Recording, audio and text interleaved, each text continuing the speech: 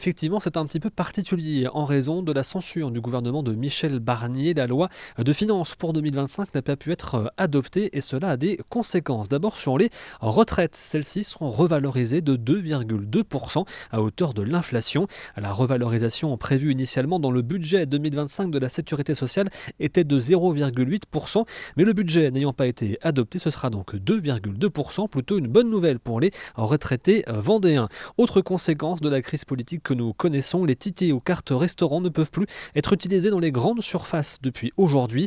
En effet, la loi le permettant n'a pas été prolongée, mais cela devrait être fait assez rapidement par le gouvernement.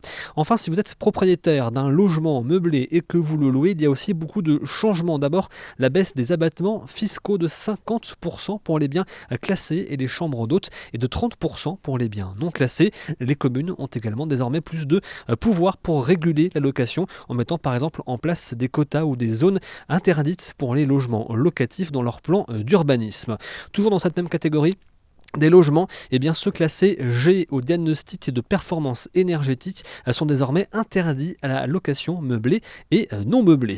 Le début d'année est aussi synonyme souvent d'augmentation des tarifs pour le gaz naturel et c'est à nouveau le cas en ce début d'année 2025. Alors pour la partie cuisson et eau chaude, le tarif passe à 0,146 € par kilowattheure et pour le chauffage, il passe de 0,112 € à 0,118 €.